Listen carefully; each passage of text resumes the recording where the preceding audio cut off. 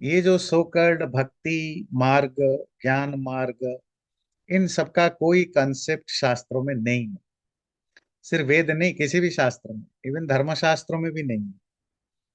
है ना, दर्शन शास्त्रों में, वेदों में कहीं नहीं। जो उपासना है वो एक ही है, उसमें ज्ञान भी है, भक्ति भी है। भक्ति की भी जरूरत है, ज्ञान की भी जरूरत है, योग की भी जरूरत है। ये सब कंबाइंड होता है। विवेक भी चाहिए, वैराग्य भी चाहिए, षट संपत्ति भी चाहिए।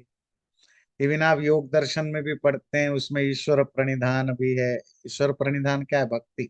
भक्ति एज ए वर्ड, डिवोशन के अर्थ में शास्त्रों में नहीं मिलता। ये गीता में आपको मिलता है, इवन बाकी महाभारतों में भी नहीं मिलता। ये गीता जब से, इसका मतलब है कि गीता में काफी चीजें बाद में जोड़ा गया है। और भक्ति मूवमेंट जो शुरू होता है वो थर्ड फोर्थ सेंचुरी से डेवलप होता है। एक्चुअली सेवेंथ सेंचुरी के आसपास ये स्टार्ट होता है और आगे बढ़ता जाता है। और जो वैष्णव ट्रेडिशन, जहाँ कृष्ण को, राम को जोड़ा जाता है विष्णु के साथ, वो 11th 12th सेंचुरी और 14th 15th सेंचुरी में, 15th सेंचुरी में वो ज्यादा बढ़ता है। तो भक्ति नाम की कोई अलग से मार्ग कभी नहीं रहा। किसी भी शास्त्र में आप इसको प्रमाण नहीं दे सकते। मतलब जब मैं भक्ति कहता हूँ, इसी तरह कोई ज्ञान मार्ग भी कुछ नहीं रहा, ना कर्म मार्ग कुछ रहा। ऐसा कोई मार्ग के नाम पर कोई शास्त्र स्पेसिफिक मार्ग नहीं बताते हैं। ये सेक्ट संप्रदाय आने के बाद ये सब डेवलप होता है। और जहाँ एक भक्ति को एक्सक्लूसिव मार्ग के रूप में दिखाया जाता है। भक्ति के कारण स्टार्ट नहीं हुआ, ये पहली स्टार्ट होती है स्वामी शंकराचार्य से। शंकराचार्य ने पहली बार ज्ञान मार्ग नामक एक मार्ग को एक्सक्लूसिव मार्ग के रूप में एस्टेब्लिश करने की कोशिश की।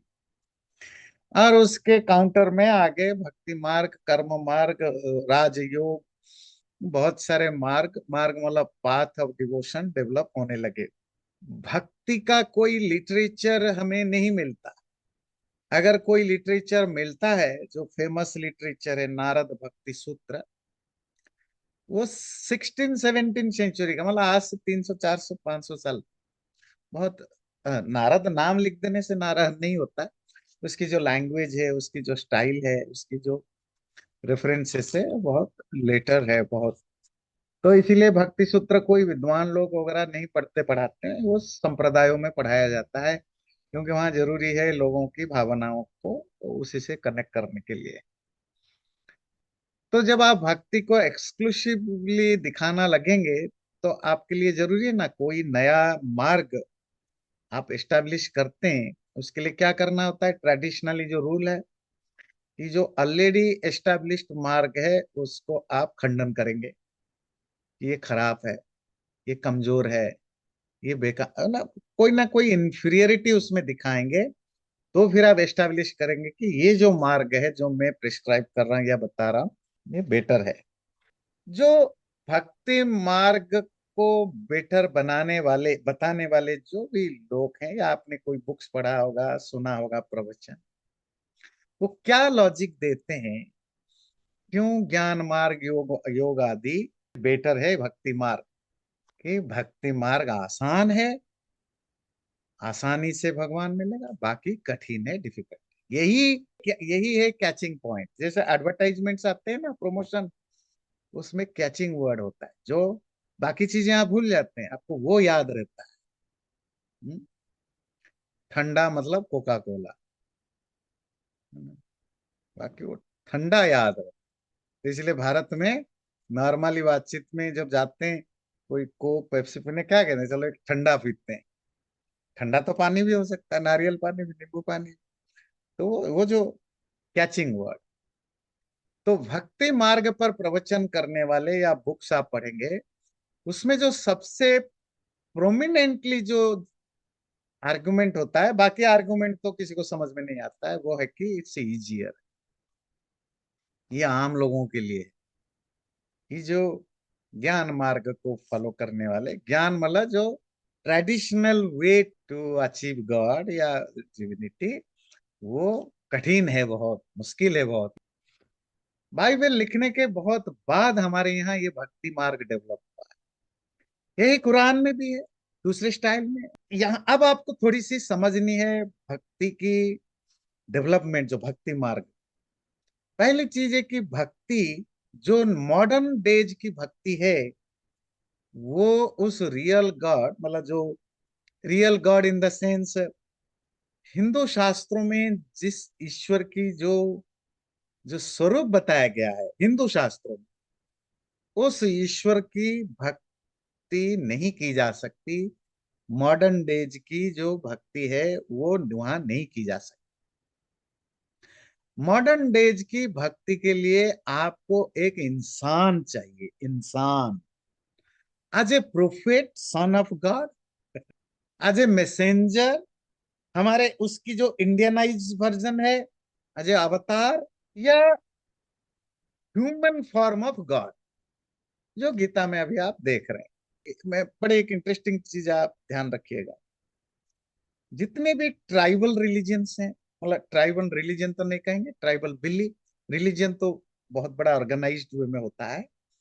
जो ट्राइबल बिलीफ्स होते हैं और बाद में जाकर के जो ऑर्गेनाइज्ड रिलीजन्स डेवलप होते हैं, इन सब में भक्ति असेंशियल पार्ट है। ध्यान रखिए, क्रिश्चियनिटी भी भक्ति मार्ग है प्योरली, इस्लाम भी भक्ति मार्ग है प्योरली। जो आगे जाकर के जो मॉडर्न आपकी सिखिज्म है, या जो हिंदुओं में वैष्णव शैव आदि, ये सब भक्ति मार्ग है। जो really so called modern days भक्ति मार्ग नहीं है, वो हिंदू धर्म का प्राचीन फॉर्म, बुद्धिज्म और जैनिज्म, और वो जैनिज्म और बुद्धिज्म उनकी भी प्राचीन फॉर्म। मॉडर्न डेज की बुद्धिस्ट और मॉडर्न डे के जैन भी भक्ति, क्योंकि भक्ति बड़ा है ना, शॉर्टकट है। मतलब देखो, पैसा कमाने की दो तरीका है, पसीना बहाओ, हार्डवर्क करो, बिजनेस करो, जॉब करो, मेहनत करो, वो एक तरीका है पैसा कमाने का। दूसरा है स्टॉक मार्केट में लगाते रहो, कम, अब थोड़ी चालाक बन जाओ, स्मार्ट बनो, उसमें पढ़ते लिखते रहो, रोज कम बहुत करते रहो, कमाते रहो। पर अगर सारी दुनिया स्टॉक मार्केट से ही कमाएगा, दुनिया बर्बाद हो जाएगा। कोई क्रिएटिविटी नहीं होगी, कोई मेहनत नहीं करेगा, कोई फैक्ट्री नहीं लगेगी, कोई बिजनेस नहीं होगा, कोई दुकान नहीं चलेगा, कुछ भी नहीं होगा। स्टॉक मार्केट अगर चल रहा है, कुछ लोग बिना एक पैसे की पसीना बहाए अगर बैठे बैठे करोड़ों अरबों कमा रहे हैं, क्योंकि दुनिया में फैक्ट्रीज चलती हैं, दुनिया में धंधे चलते हैं, दुनिया में लोग मेहनत करते हैं। वो जो मेहनत करने वाले, बिजनेस चलाने वाले, हजारों चीजें समस्याओं से गिरते हैं, वो that is the natural way of earning money.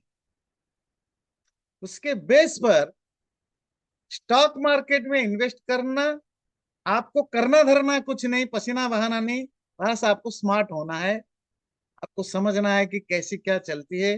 रोज खरीदो फिर बेचो, रोज खरीदो और बेचो, और आप धनी बन सकते हैं। तो भक्ति और जो ट्रेडिशनल वे ऑफ वर्शिपिंग में यही फर्क है। भक्ति आसान है, स्टॉक मार्केट में इन्वेस्ट करो, सुबह उठ के 3 घंटे लैपटॉप में बैठ जाओ, कंप्यूटर में खरीद लिया, दिन भर अपना मस्ती करते रहो, हो गया। और जो उपासना है, जो ट्रेडिशनली उपासना, वो है कि भाई आपको इंडस्ट्री लगाना है, आपको बिजनेस करना है, आपको जॉब करना है, आपको कम, जिसको कहते हैं गला काट कंपटीशन में जाना है आपको, ये नेचुरल वे। पर भक्ति आसान है, भक्ति आसान है, कुछ करना नहीं है। ये सृष्टि के आरंभ से रहा, मानव सृष्टि के आरंभ से, कि जो इलिटरेट हैं, जो ट्राइब लोग हैं, उनके पास क्या था? ज्ञान नहीं, समझ नहीं। कोई पत्थर को पूजने लग गया, कोई भूत प्रेत को, कोई अपने एंसेस्टर को, कोई सांप को। और आज भी देखिए, दुनिया भर के जहां भी ट्राइब्स होते हैं, वो इसी तरह के मानते हैं। तो भक्ति का मूल वहां है जो इलिटरेसी जहां बढ़ी, and that is the easy way. Illiteracy का मतलब होता है इजी वे। जो ऑर्गेनाइज्ड रिलीजन आए, उन्होंने ट्राइब में तो कम से कम एक सुपर नेचुरल चीज को उन्होंने डिवोट करते थे, या किसी नेचर की किसी चीज को डिवोट करते थे। जो ऑर्गेनाइज्ड रिलीजियंस आए, उन्होंने ह्यूमन बीइंग को गॉड की, ईश्वर की एक मैसेंजर कहिए, दूत कहिए, पर्सोनिफिकेशन कहिए, ह्यूमनाइजेशन के रूप, ह्यूमनाइज्ड पर्सन के रूप में कहिए, रखा। और वहां से भक्ति, क्योंकि भक्ति के लिए आपको कोई फॉर्म चाहिए, और वो फॉर्म ईश्वर में नहीं हो सकता, वो किसी इंसान में हो सकता। तो हमने इंसान को बनाया। तो ये जो कृष्ण, तो ये जो श्लोक अभी आपने पढ़ा, मैं ही तुम्हारी बच्चा ने अच्छा, सेवियर का, जीसस इज द सेवियर, इसके संस्कृत में बोलेंगे तो यही बोलेंगे ना, जीसस समुद्धरता। तो कृष्ण भी समुद्धरता। और जीसस क्या कहते, क्रिश्चियनिटी में क्या है, जो जीसस को मानता है, जीसस उसकी सेवियर करते हैं। अब यहाँ भी तो श्लोक में यही पढ़ा, बस है कि लैंग्वेज डिफरेंट है। अब समझ रहे हैं क्या कनेक्शन है? ये इंटरनेशनल कनेक्शन है, ये वर्ल्ड कनेक्शन है।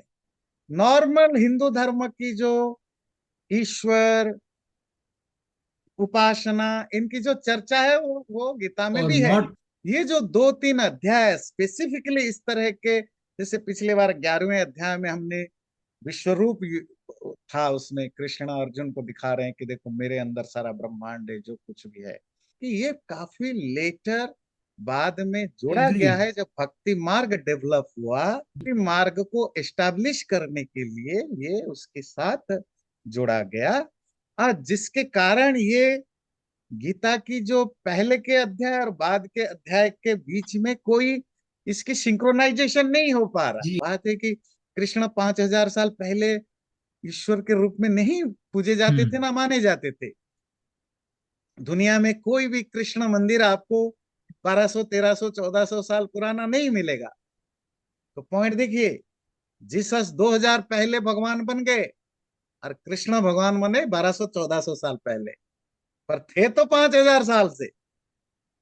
फर्क समझ में आती है? हाँ क्या, राम, राम उसके बाद में भगवान बने, कृष्ण के बहुत बाद में।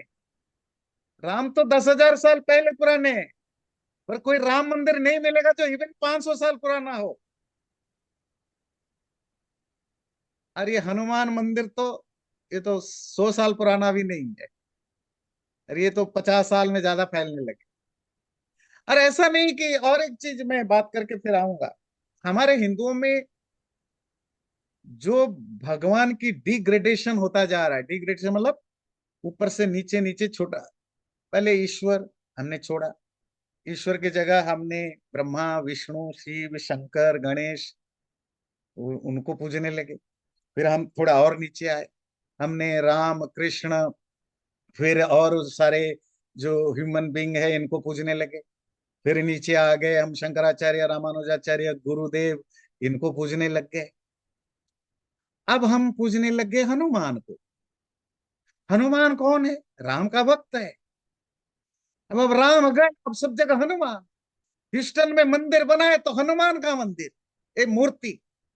भाई तुम्हें अगर अमेरिकन लोगों को हिंदू धर्म बताना था, सरस्वती की मूर्ति बना देते, दुनिया को बताते ये हमारे ज्ञान की देवी है।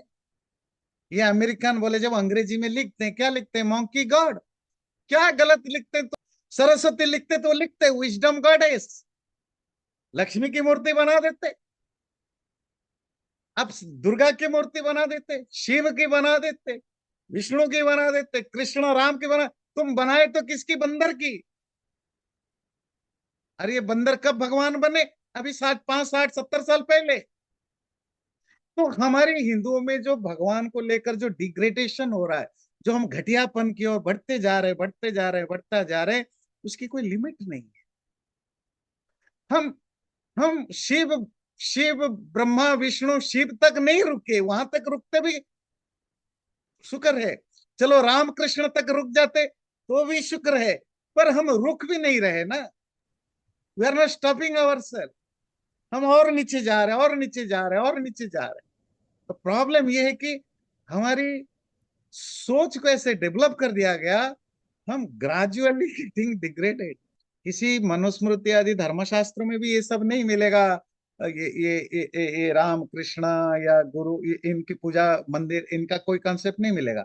मतलब आपके सिवाय पुराणों के और गीता के कुछ स्पेसिफिक चैप्टर, 18 चैप्टर में से गिने चुने 2-3 चैप्टर को छोड़कर पूरी गीता में आपको वही परमात्मा की वर्णन है, जो परमात्मा सब जगह आपके वेद उपनिषद दर्शन धर्मशास्त्र महाभारत रामायण जहां सब में वर्णन है, वो भी गीता में ही है।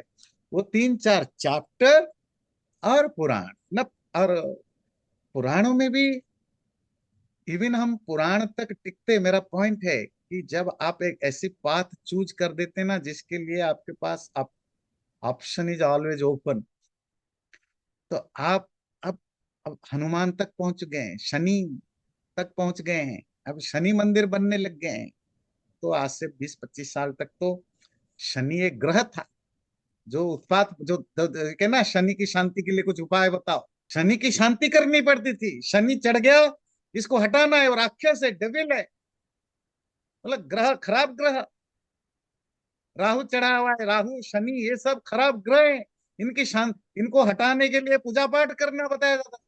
अब शनि भगवान देवता बन गए, उनके मंदिर बन गया, वहां सरसों का तेल चढ़ाओ, काले तिल चढ़ाओ, अब उसकी किताबें लिख गई। हनुमान राम, सच कहिए वाल्मीकि रामायण में कहीं हनु आपने पूरा सबने पढ़ा, कहीं हनुमान राम का भक्त नहीं था। मतलब भक्त मतलब वो एक अच्छे इंसान थे, ही रेस्पेक्टेड a lot। जिस तरह हम प्रेजेंट करते हैं कि हनुमान राम के भक्त थे भगवान, ऐसा किसी वाल्मीकि रामायण में किसी भी एक श्लोक में भी नहीं मिला।